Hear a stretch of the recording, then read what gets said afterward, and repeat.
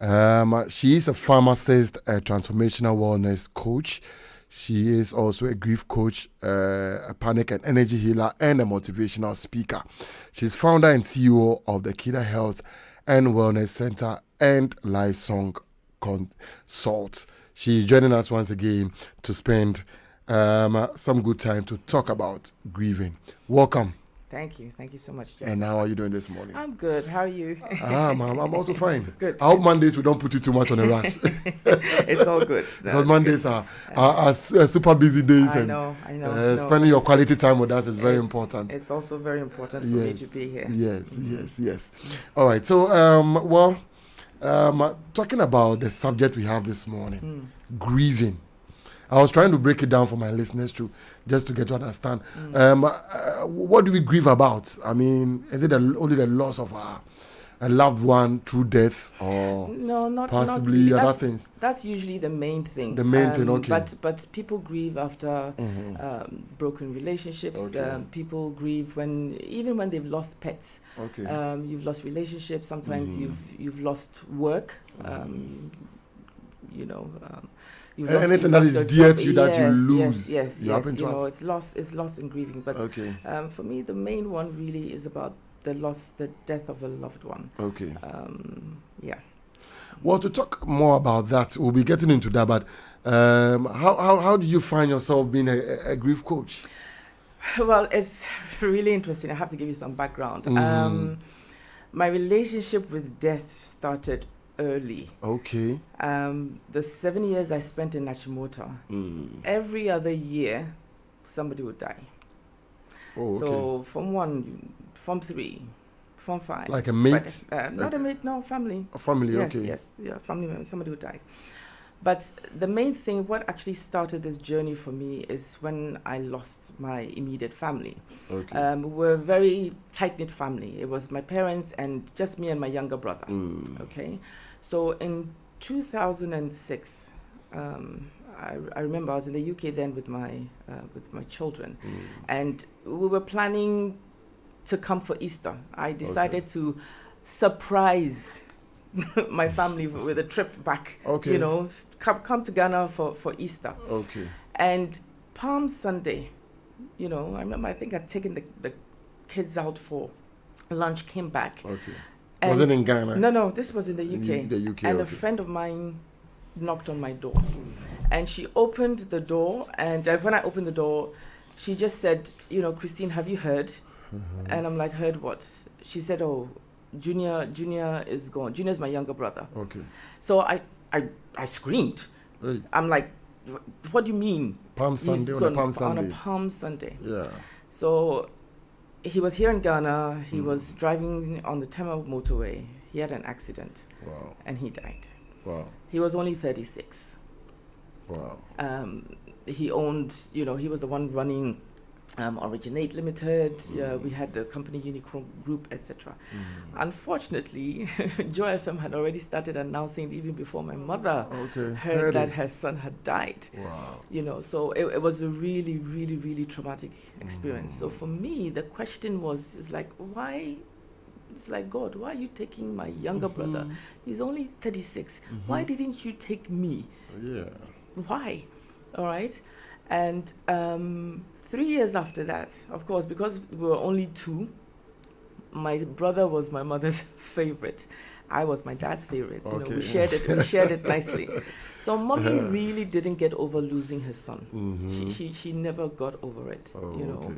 And so 3 years later, just out of the blue, I talked to her the night before she died. I talked to her about 11 o'clock the night before. And the next morning, she was gone. Who, your mom? My mom. And, Really? I remember talking to her and telling her, I was like, Mommy, your voice doesn't sound very good. You sound a little, and she's like, That was the night before. Yes, I talked to her the night before.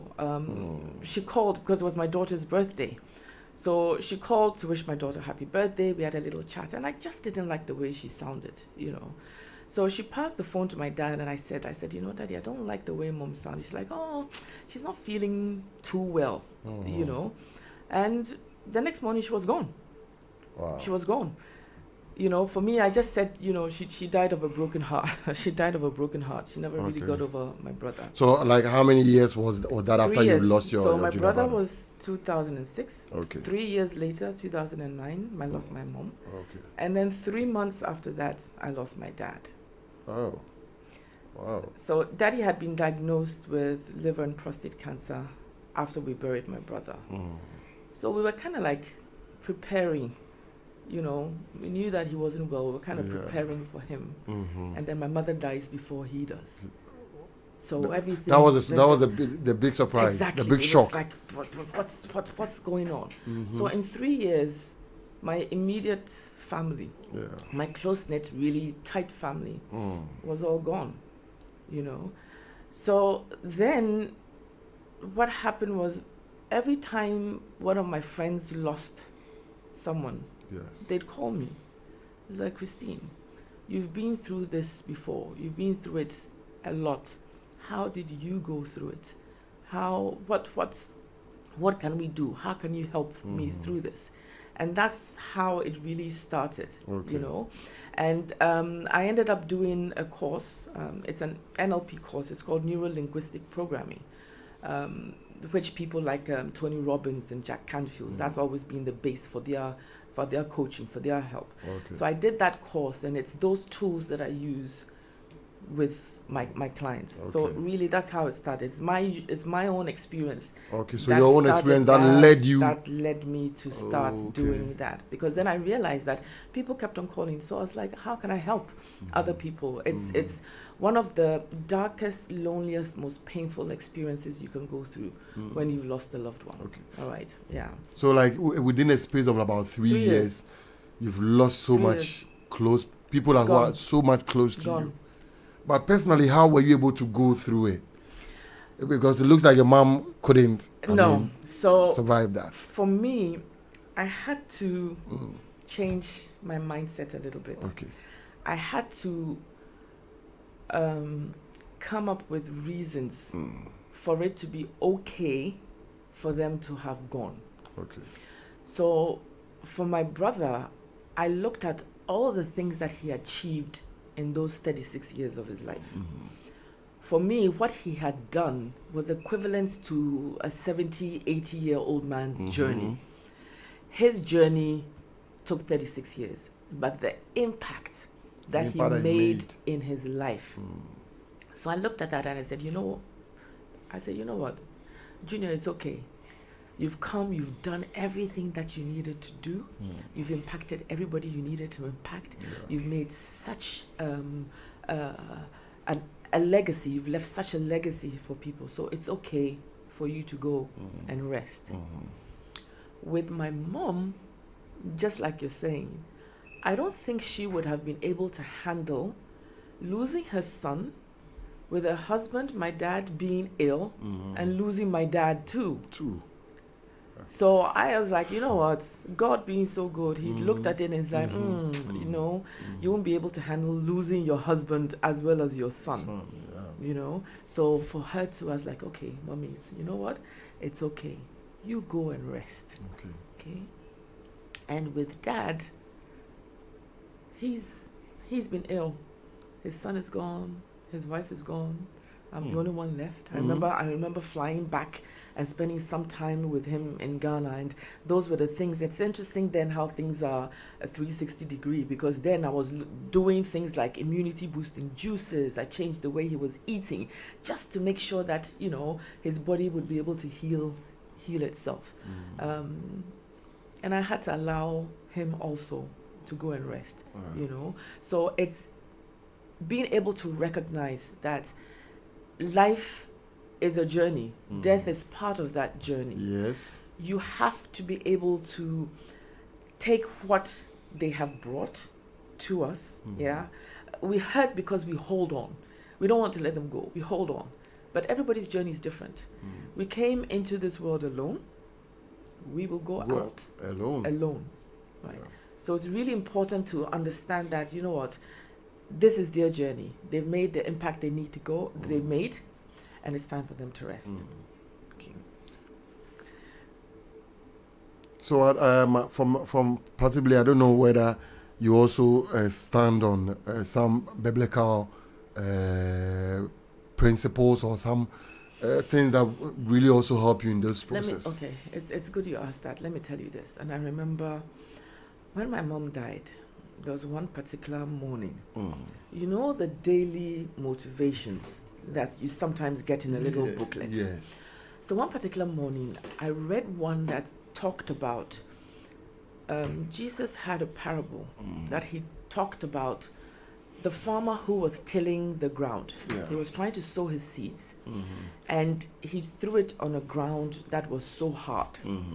And he had to till it. He had to take a hoe and break that hard ground so that when he planted the seed would be able to take root, and the seed would grow. And it just hit me that morning. I said to myself, I'm like, oh my goodness, I'm being broken so that I can grow. Okay. I'm being broken so that I can grow. Everything that happened in my life with regards to all of this loss is the reason why I'm doing what I'm doing today. Is the reason why I'm doing all the health and wellness. Is the reason why I'm doing the grief coaching. Okay. Right? Because my life's path would not have taken this route if I hadn't gone through what I did. Do you see? So sometimes certain things that happen in your life, whether they be good or bad, they are happening to either teach you something or to get you ready for the next step of your life. Every single experience, situation that you go through, stop, take a minute and take the lessons that you are supposed to learn from them. Right? Because sometimes it's also just getting you ready for what's coming. Coming ahead. Yeah. And it's prepping you. So I needed to be broken. Yeah. And out of that, I think I've grown so much that I can also share my experiences and help other people go through it. Yes. So what are the ways you help your clients through their journey, especially when they are grieved?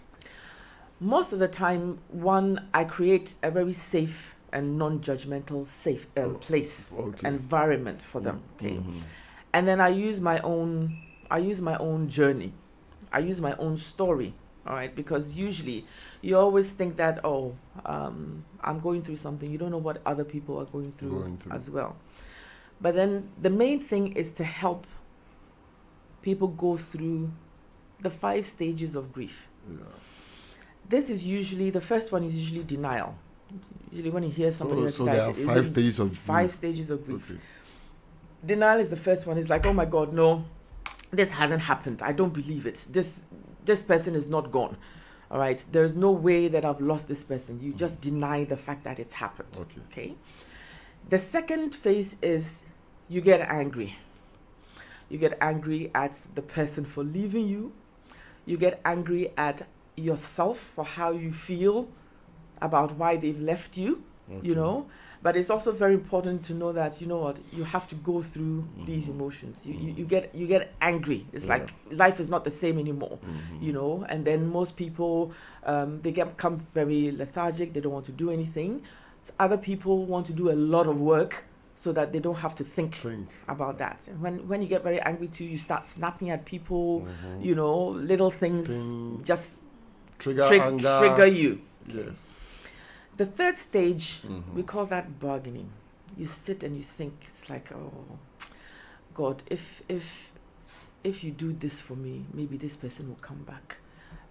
What if I had been here? It's like, I went through the same thing with my brother, with my mom.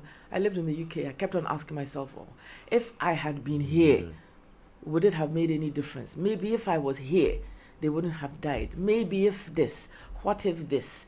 That's your bargaining stage. And then you're starting to ask everybody, if this, then maybe I could have done that. Okay. The fourth stage is what we call depression. It's not necessarily clinical depression, but that's when you're at your lowest, you're at your saddest, and you're beginning to realize that, you know what, you're actually living without this person. This person is not there. You start feeling a lot of negative emotions, guilt, sadness, loneliness, right? Guilt is usually the most dangerous one. And I remember the guilt that I've said initially as well about not being around. Would that have made a difference? And that pain of how can I live without this person? Okay. And then the last stage is acceptance. You start to realize that, okay, you know what? This person is not here anymore. I have to live my life without them. And then we start to make that a little easier. So what I do as a grief coach is take you through these 5 stages, okay? When people are grieving, we don't want you to suppress your grief. We don't want you not to show your emotions. You know, you need to in show our it. you have to show it. And you know, in this culture, especially for guys, so if you want to cry, you have to let it out. You have to cry. You know, a lot of men are taught not to show their emotions. You know, you're human. You need to show them. Sometimes we go into our bedrooms and we do that. So that nobody will see. You know, it's really, really important. So we take you through these emotions. We're right here. I'm right there with you. All right. We'll help you navigate through them. Help you change the mindset. All right. For you to accept the fact that, you know what, we're never going to forget our loved ones. Right. But I'm going to show you how you can live without them. Wow. So that is some of the bit of some of the things you do in terms of helping your clients to be able to go through certain periods. Let me just say, the other thing that I usually do as well, because I'm an energy healer, I usually use those tools as well. We all have an aura, you know. I know everybody knows what an aura is. We all have an aura around our bodies. And we have something that we call chakras. Chakras are the energy centers in our body, all right? Now, the 3 main ones, or the 3 chakras related, I'd say, to grief, is like your basic chakra, which helps you feel rooted and confident, and you know that, you know what, I'm alive, I'm living, I'm okay. Then your solar plexus chakra is where all your negative emotions are. Okay. You know, the sadness, the loneliness, the anger, all of those, so that we help that chakra as well. And then your heart chakra is where the love and your relationship is. Okay. So whenever I'm doing my sessions, I always add those energy practices as well, where we'll clear those chakras, we'll make sure that everything's flowing okay, you know, to make sure that you are heading towards being able to cope and that you're your best self. Okay. We'll encourage our listeners, those listening to us on the Zeno FM radio app. You're also listening to us on the ỌDADEƐ radio app. If you're also watching us on our YouTube and on Facebook, remember we are talking about grieving. If you have any questions or comments, anything that you'd like to ask, please kindly send them in time so that we can handle them and get Madam Kristyne Twum to respond, or possibly maybe if you like to engage her, let us know. The number to send us messages is 02000 92925. That is 02000 92925. You're still on the breeze. Well, at what point do one need a grief coach? Possibly I've lost a loved one. I'm already grieving. At what point do you come in? At any point where they are ready to receive me. Okay. You know, you can't force anybody to do anything. Yes. So when they are ready to receive me, right, then they can call at any time. Okay. And it's not necessarily just after somebody has died. Okay. I've had instances where people are terminal, all right, where family have called me. And it's kind of like prepping or preparing the person to be able to transit quietly, peacefully. Okay. I'll tell you this story. You know, I said earlier on in school, almost every other year, somebody would die. Most of it was from my father's side. Okay. And I remember he got to a stage where he was the only one left. He had 5. There were 5 of them. All of them were gone. And all of them were gone, and he was the only one left. And me and my brother and my cousin Chrissy were organizing we wanted to do something for him for his 60th birthday. Yeah. We wanted to plan a nice big 60th birthday party, So he looks at us and he said, you guys, you're not serious. You want me to do a nice big party so everybody will remember that I'm still alive. And that I'm the only one left. No. Yeah. She doesn't want that kind of party. No. He didn't want anybody to remember, just in case they remember that, oh my God, there's one more left. Okay. So let's go for him. Yes, So it was just a nice, really quiet, dinner that we organized for him. Okay. Yeah. That's interesting from the old man. Yeah. All right. So possibly we were talking about how and at what point do one have to come in, but mostly you get a calls or you need to approach your clients. No, how does that work out? Most of the time I get the calls. Okay. Or somebody will refer somebody. All right.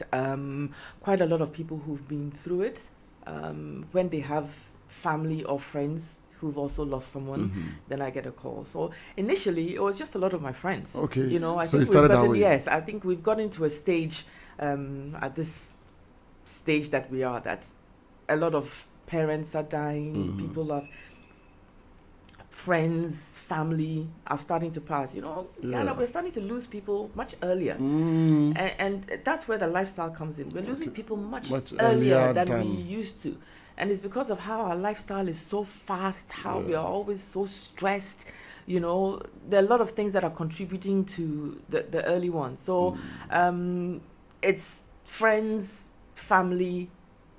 I get calls. There's a lot of referrals. Okay. So people could call and it's like, you know what, I've lost this person. I'm really having a hard time. How do I go through this? Other times I get calls about relationships. All right. People have lost or they're going through certain things in their relationship, or they've lost a spouse, or it's a boyfriend girlfriend matter, and even things like miscarriages. Like when women have miscarriages, it's also a loss. Yes. It's also a grieving process.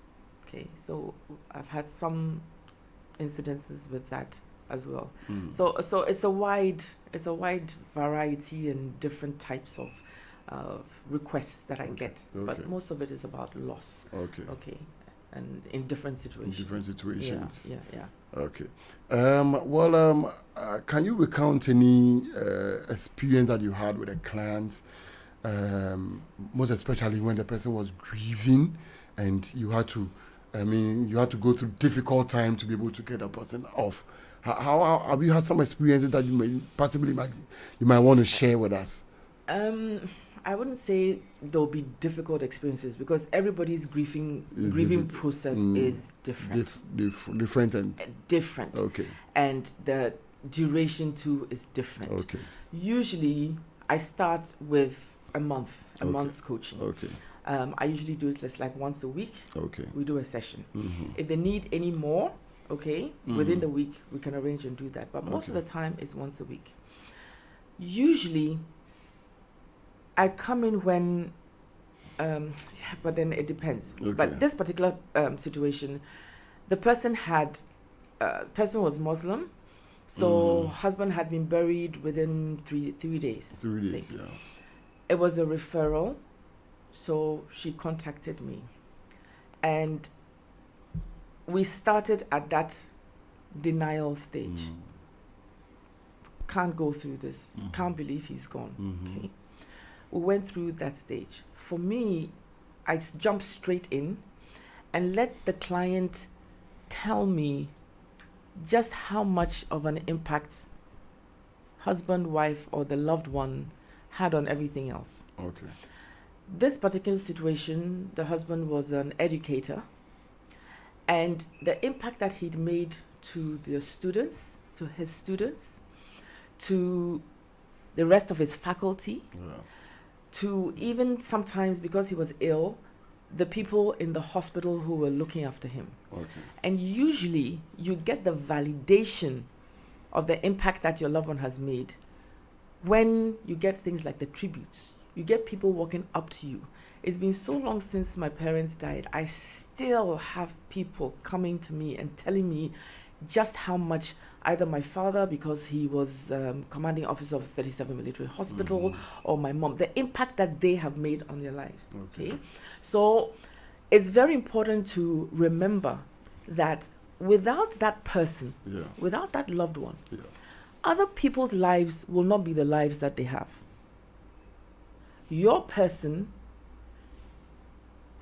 has made an impact on somebody else's life, where if that person hadn't come in, your life wouldn't be on the route that it is.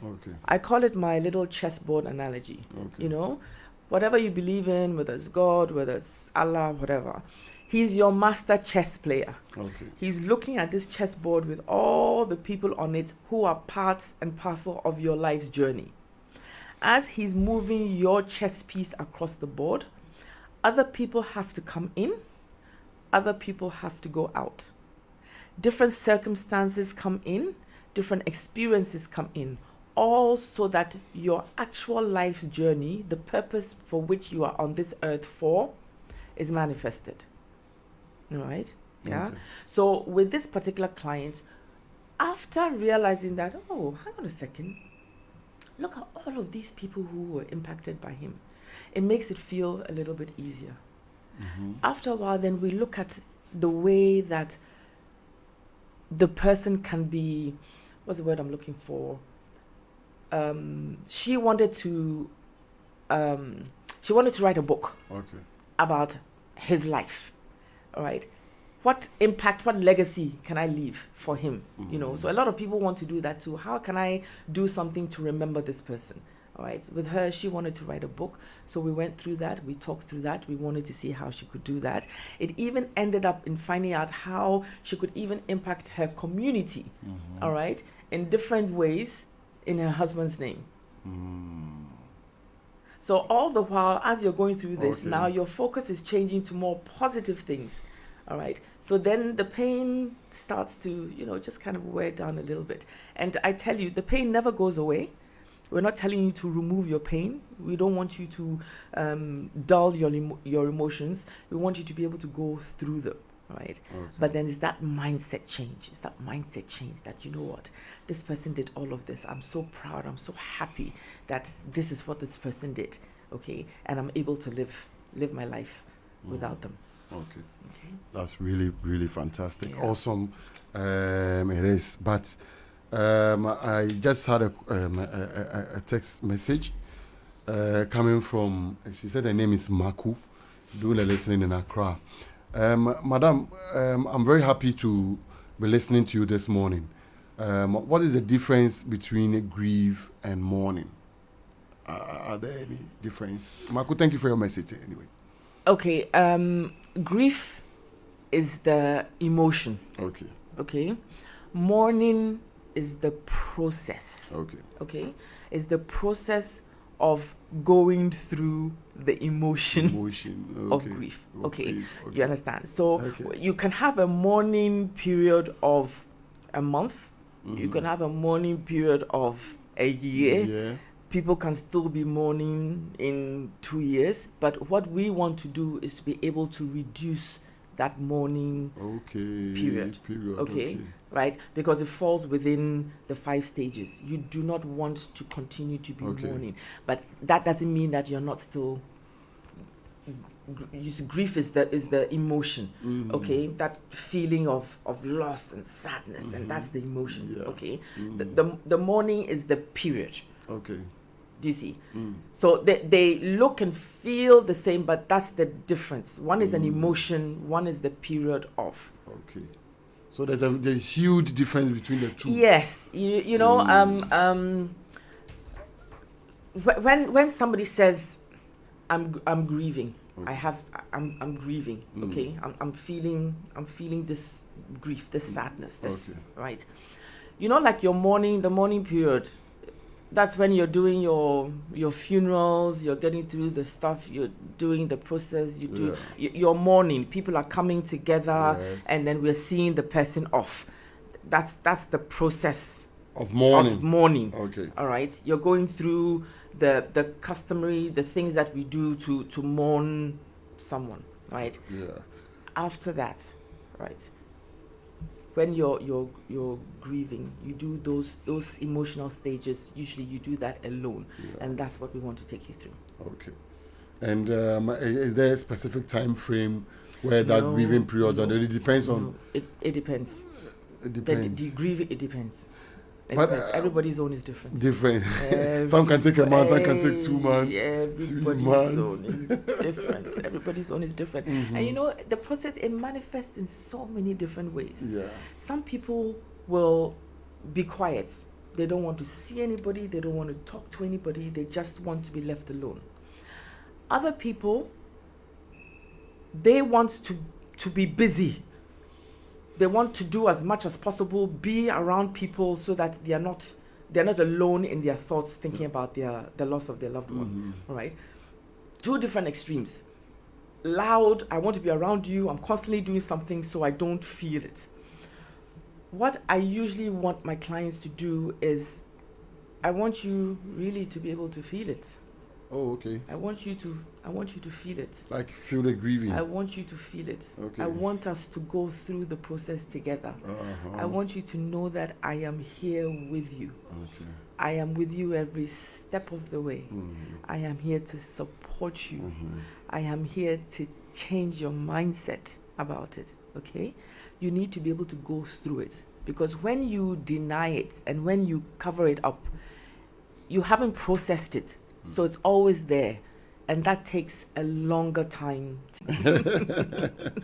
It won't be easy. It won't be easy. But normally, how in terms of getting clients cooperating with you to make things a bit more easier, to take them through that grieving period, what do you expect them to do? No, I just expect everybody to be themselves. Okay. No. There's no judgment. There's no judgment. For you, it's important for you to know that you're in a safe place with me. Nobody's judging you. Whatever feelings you're going through, we're going to process them. We're going to go through together. All right.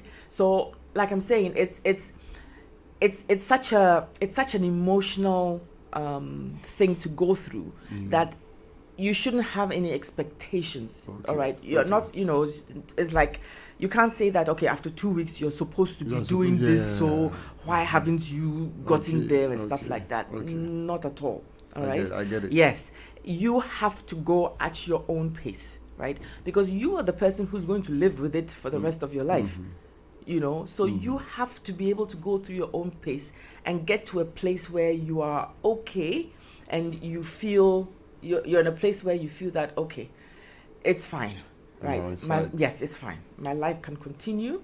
They are no longer here with me, but my life continues. But also remember that process has to happen, because it's also part of my life's journey. Kept on asking myself. When I was a child, I always thought I would die at 36. Why? I don't know. There was always a recurring dream for me that I would die at 36. So when my brother died and I checked and I looked at his age, I'm like, oh my goodness. Is this what I saw that I thought was me? And yet, Okay. But yes, those 36 years that for him was his full life. That was his journey. So I had to learn to let it go. Okay. I had to learn to let it go. Okay. But in your particular, did you get any help? I said, hi, I wish I had a grief coach. I knew it wouldn't be easy. How I wish I had a coach. Yeah. Because I had to do it all on my own. And Joseph, it was hard. It won't be easy at all. It was hard. It was hard. It's been a long time, but even then, there's certain songs that I still can't listen to. Why? Like because it triggers an emotion. Okay. It triggers. I will remember. So when you hear that song. When I hear that song, I remember the song Luther Vandross's "Dance with My Father Again." Okay. That was one of my favorite songs. Okay. I used to play it all the time. Because as a child, me and my dad, we used to do all the dances from twist to rock and roll and stuff like that. Yeah. So when I was writing his tribute those were the lyrics that I used. Okay. I still cannot listen to Dance with My Father. Okay. Because as soon as I hear it, I think of him. So I sit, I'm what I'm trying to do now is I'll listen to 1 minute, then I'll say that, okay, the next time I'll listen to maybe 5 minutes of it. And I'm doing it step by step. So it's a journey. We never forget. So different things trigger stuff. Yeah. Some things will remind me of Junior, some things will remind me of my mom, some things, but there are also times when I can feel their presence.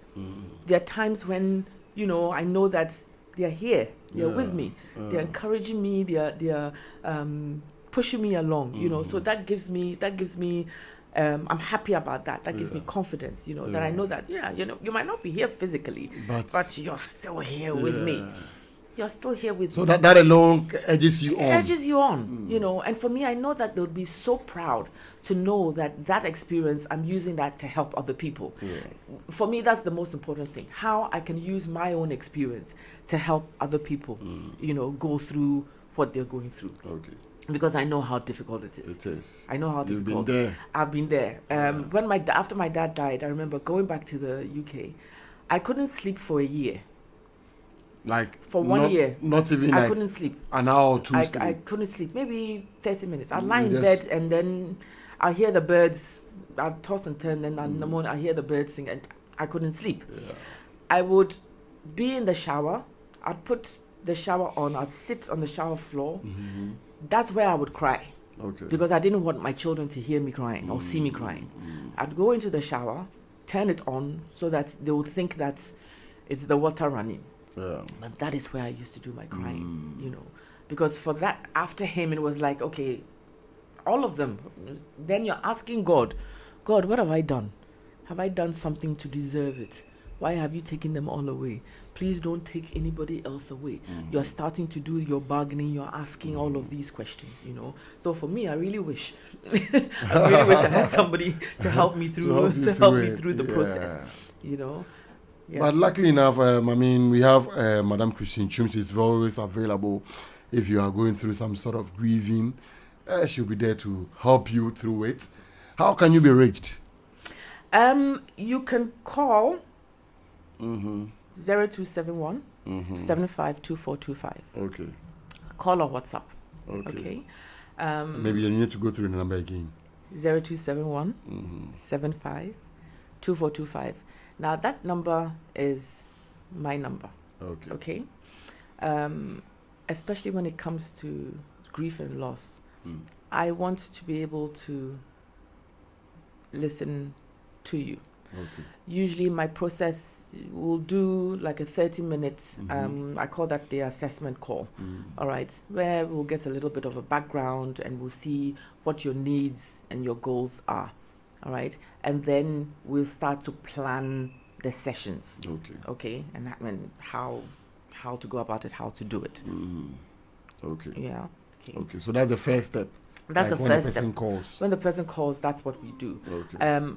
I will not do a full coaching session. I get a lot of that. Somebody calls me and it tells me exactly what's going on. It's like, tell me what to do. So like, you want everything straight ahead on phone.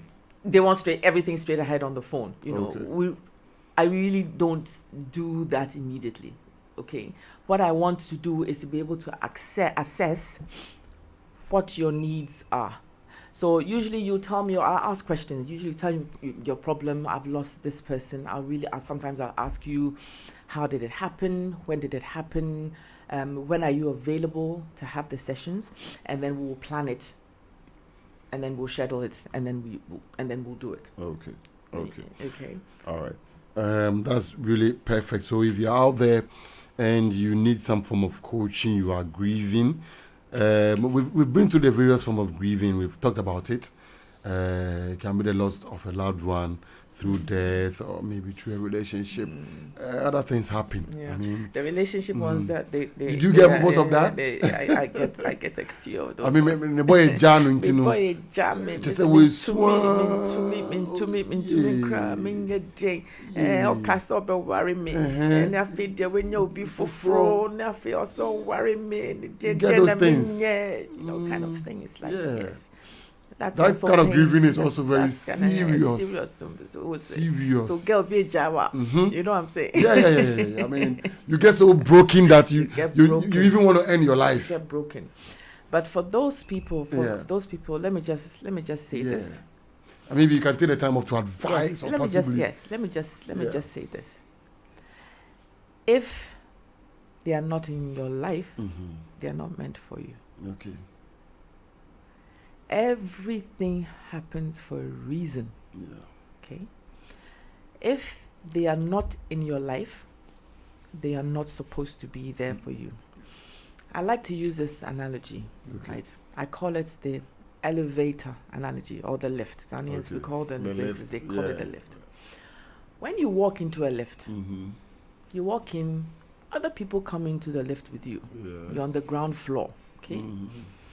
As you're going up the lift, maybe floor number 2, door opens. Some people get off, other people come on. You go up a little bit more. Maybe you get up to floor number 6. Other people get off. Other New people come in. By the time you get to the top, there are only a few people that you would have started on the ground floor with. And maybe at the top floor, there'll be new people that have come into your life. Your life is full of people coming in, people going off, people coming in, people going off. All of that is part of your life's journey.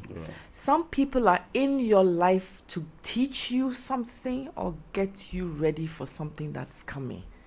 That's always the two most important things. If you have to take anything with you today, listeners, every circumstance, every experience in your life is either teaching you something or getting you ready for something that's coming. Okay? So if you are in a relationship and it doesn't happen, and I'm coming at it from a person who's been divorced twice. Okay? Those relationships have a purpose. Even if they didn't work, in my case, they didn't work for me, but they were there for a purpose. My first husband, that is where I had my daughter. My second husband is where I had my 2 stepchildren who live with me now. So everything, and you know, life is interesting because when I was 15 years old, I wanted 3 children. I always wanted 3 children. That's been my dream. I wanted 3 children. I want 3 children. I have 3 children now. I didn't necessarily give birth to 3 children, but I have 3 children. Do you see? Yes. And it's those circumstances, those experiences that have given me what I asked for. Okay. And the other thing that I want to say is, whatever you think about, whatever is in your mind, whatever is in your mind is powerful. We only use 10% of our minds. Your mind is powerful. Whatever you think about, it expands, right? So if you ask and you believe, you will receive. Ask, believe, receive. But you have to believe. All right. So if you want something, whatever you think about, it expands. So focus on what you want. Keep that focus and believe that you will receive it. It comes to you, and it comes to you only at the time when you need it. Sometimes we want things. We don't get them. We only get them when we need them. There's a big difference between want and need. Big difference between want and need. So when you ask for something, God will tell you, okay, yes, I'll give it to you now. He will say, no, you're not ready for it yet. I will say, okay, I'm going to give it to you, but I'm going to give you more than you asked for. So you only get the things that you need when you need them. Wow. So, well, I think these are just some free tips for you if you are listening. Free tips. Yeah, if you are listening, try and then incorporate them, and I'm sure that if you are going through some form of grieving, it will help you to possibly go over them. And I mean, it's not that easy, but I believe that You get there someday. You will. Yes, You sure, will. you It's will. it's a process, and you need to just remember that there's a light at the end of the tunnel, right? Put in your head that if Kristyne has gone through it, me too. I'll go through it. Yes. There's always a light of the end of the tunnel. Yes. That one, I'll tell you that now. Sometimes you think that it is so dark, you're in your darkest place, you can't see your left or right, you can't see no light. It's like, what am I going to do with myself? I tell you now, I promise you, there's a light at the end of that tunnel. You will come through it. You will come through it. I promise you that. Okay? You just need to, we'll just go through those steps together. We will do it together. Okay. Okay? Yeah, sure. Well, this happened to be one of the interesting sessions. I'm enjoying it so much. But I'm sure that if at a point you are possibly in a marriage relationship and it gets to a certain period where things are not really working out, not as if things are not really working out, like your relationship, there is no love, you guys don't have time for each other and all that, but it tends to become like a financial challenge where you promise each other to stay together and work together to build a certain life for yourselves. It is not happening. The woman tends to be grieving day in and day out, crying, wailing, nagging. All those comes into play. Yes, the woman is really. Why are you saying the woman? Why is it always the woman? Well, the man will not show that if it's happening to him as well. But there are expectations. I believe that when you get into a certain relationship and then you don't get what you want at a particular time, it tends to become very disappointing. Okay. The number one thing, and that's what I found a lot of in relationships, is communication. Okay. Communication is the most powerful tool in any relationship. Okay. Relationship with spouses, relationship in friendship, even relationship in office. Employees, employer-employee, the employer-employee, and then employer-employee relationship. It's always about communication. Because usually what I tell people is that, let me use this example. I'm looking at you now, Joseph, okay? There's something in my head, okay? How will you know what's in my head? The only way you know is if I tell you. Yes. If I communicate it to you, okay? So usually that's what happens a lot in the relationships. People don't talk. They're not communicating, right? And let me just say this too. Talking is only speech, words. It's only 7% of communication. Everything else is body language. Yeah, most of it is body language. I'll give you an example. You talked about women. When a woman is angry and you ask her what's wrong, and she says, I'm fine. I mean, her response, there you go. So the words, she's telling you, I'm fine. I'm fine. But the tone of the words and her body language is telling you that she's not fine. Words are only 7%, okay? So for you to be able to communicate to somebody, for you to be able to know that I have actually communicated what I want to say, you can only validate it by the response that you get from the person. Okay. So if I want to tell you, Joe, okay, that I want you to raise your hand. If you raise your hand, I know that I have communicated well. Because I raised my hand. Because you did what I wanted you to do. What I wanted to communicate to you, I have got that response from it. If I ask you to raise your hand and you don't, I haven't communicated properly. I haven't said it in the right way. My tone is not right. My body language is not right. You are not getting the message that I want to tell you. Okay. So the beginning of good relationships. So when there are things like financial issues, does the man and the woman, do they sit down together? Okay. Do they talk about what the issues are? Okay. The man might not be able to provide certain things because he's going through certain things. He hasn't told his wife what he's going through. She's sitting looking like, why am I not getting A, B, C, and D? Because she doesn't know that my husband is going through this. So she's thinking, you promised. I need money for home. Yeah. I need money for children. You're not telling me anything. Where's the money? So now she's annoyed. Okay. Now her attitude towards husband has changed. Because of that, husband's attitude has changed. Now everybody is annoyed. Everybody's not talking. Everybody's fighting. But then if you take 10 minutes and you sit and you're open enough, husband, you're open enough to tell your wife that, look, my dear, this is what's happening. I'm struggling to do A, B, C, D. You know, I need some help. I need you to be patient, blah, blah, blah. Okay? Maybe the woman can find ways to also help and support. Yeah. You have to be able to talk. So communication. It's the number one thing in any relationship. Yeah. I'll give you another free tip. Okay. For those in relationships, do this exercise if you can, either once a month, but if you can do it once a week, it'll be fantastic. Okay. Take an area within the relationship that you want to discuss like every week. So I'll give you an example, like how are our finances? Okay, number one. Okay, number two, are we parenting our children well? Okay, maybe number three, what can we say?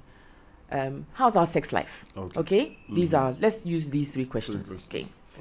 Every week, the two of you sit down and rate these questions 1 to 10.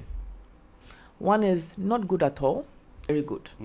So if your first question is, how are our finances? Okay, how are we doing? You and I together. How are our finances? How are we doing with finances?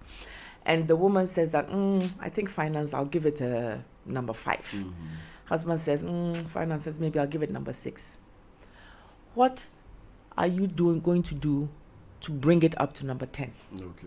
That's the conversation that you have. Okay. That's starting a conversation. How are you going to make it get to number 10? So then if it means that, okay, maybe I need to do another side job. You know, maybe the woman says, no, maybe I'm really good in baking. Maybe let me just start baking a little bit and then it's added income. Or maybe the guy says, you know what, I've really got this skill. Maybe I'll do some side gig and get some money towards that. Yeah. Okay. Second question, how are we parenting our children? Okay. Maybe wife says, okay, I think in terms of us and the children, I'll give it a 7. Maybe the man says, oh, we're doing fine. I'll give it a 9. Okay. How are we going to get it to 10? To 10. That's the beginning of a conversation. How's our sex life?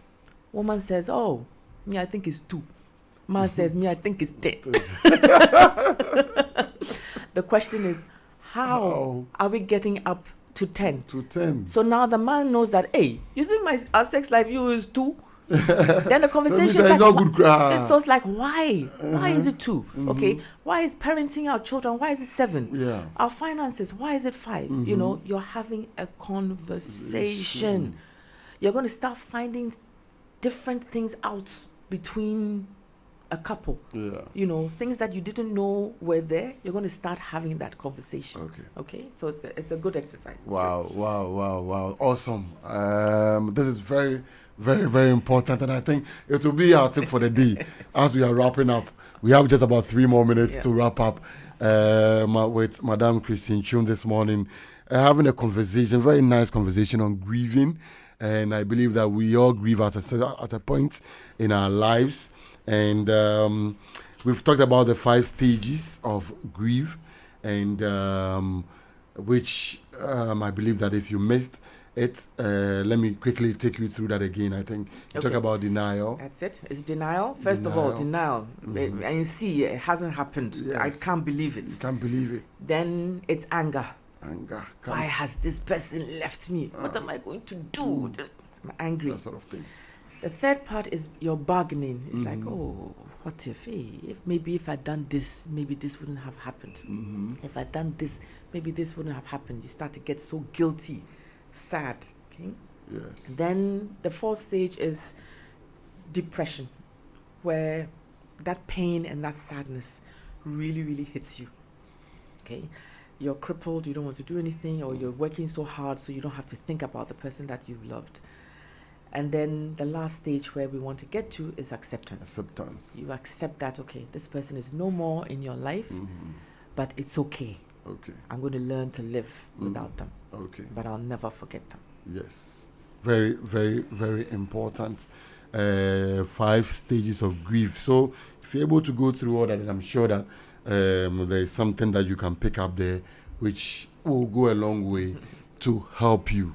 So what would be our take home before you take leave of us? Our take home is,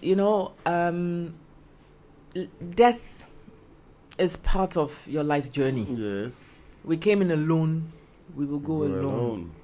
So whenever you've lost a loved one, just know that it's a process that you need to go through. Yes. Some of us are here to help you go through them. But just remember that there's always a light at the end of the tunnel. You will go through it. Yes. You will go through it. Definitely. Okay. Definitely. You will definitely go through it, no matter what it is. You will go through it. That is the message. That's it. Yes. Madam, thank you so much. Thank you. Thank you, Joseph. For spending your morning with us. It's been a very interesting section, and I've enjoyed it personally. I hope my viewers and listeners have also enjoyed it equally. Thank you once again. Thank you so much. Thank you so much for coming. All right, so we'll end it here for this morning on The Breeze. We're already in the afternoon, just a minute to hit 12. And we've been talking to Madam Kristyne Twum. She's been very, very, very fantastic this morning into the afternoon. She's a pharmacist, transformational wellness coach, grief coach, panic and energy healer, and a motivational speaker. She is founder and CEO of the Keda Health and Wellness Center and Live Song Consult. And she's been our guest this morning on The Breeze Chat. We'll once again have and we'll announce that if that time comes. So please continue to listen to The Breeze here on ỌDADEƐ Radio.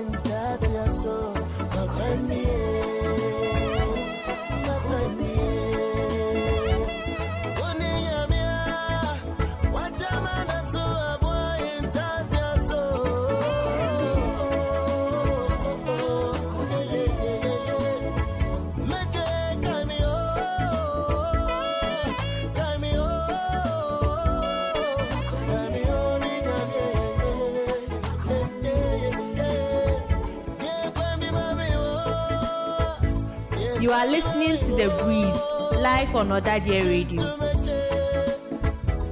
ỌDADEƐ Radio. Like us on Facebook at ỌDADEƐ Radio. Follow us on Instagram and Twitter at ỌDADEƐ Radio. You can WhatsApp or call us on 0200 092925.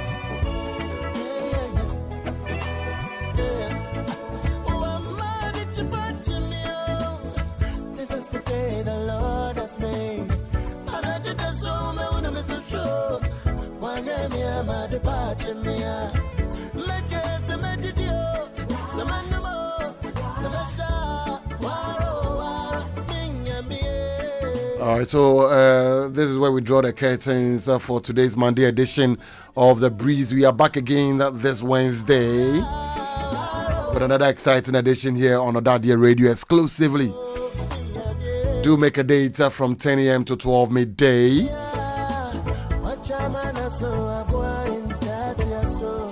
So once again, we are so much grateful to Madam Kristyne Twum for spending her time with us today on the Breeze Chat segment. She is a grief coach. So no matter what you might be going through that is making you grieve, either through the loss of a loved one, through death, through a love relationship, marriage, loss of a job, love of a job opportunity, probably something that you are really looking up to, and you end up losing it, sometimes take you through some period of grieving. Everybody, you are free to grieve. but there should be a point where you need to go over that grieving so you can move on with your life. So we've talked about the 5 stages of grief. First of all is self-denial, that is denial. So, and then we talked about anger. And then we talk about bragging, depression, and acceptance. Those are the 5 steps. Remember, you can reach Madam Kristyne Twum. She's a grief and wellness coach. You can call her 0271 752425. That is 0271 752425.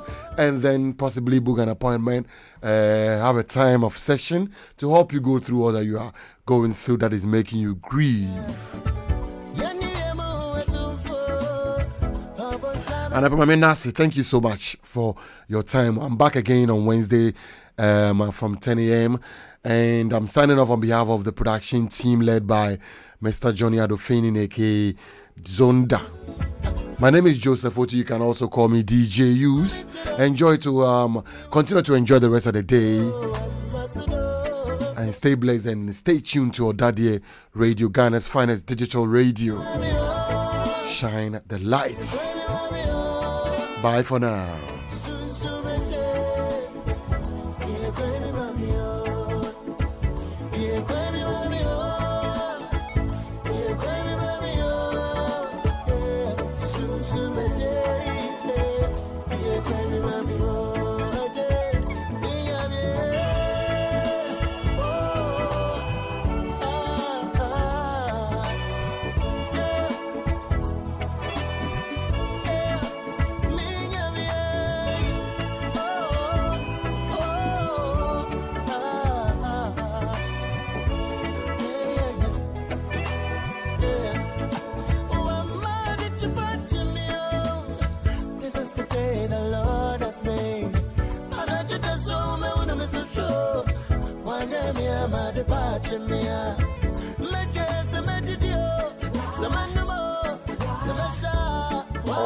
ỌDADEƐ Radio. ỌDADEƐ Radio. ỌDADEɛ Radio.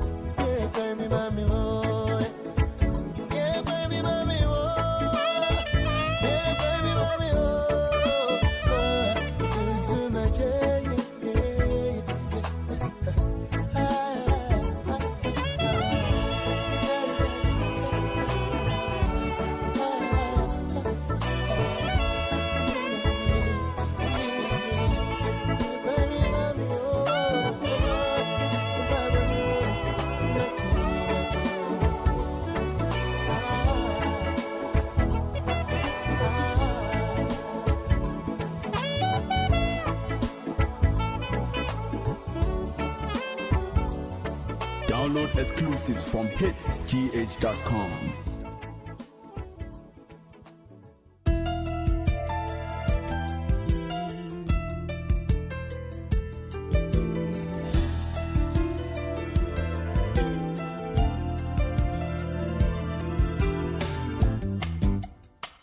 You are listening to the live streaming of ỌDADEƐ Radio. May I please have your attention for this announcement? Are you an ỌDADEɛ? Are you looking for that opportunity here on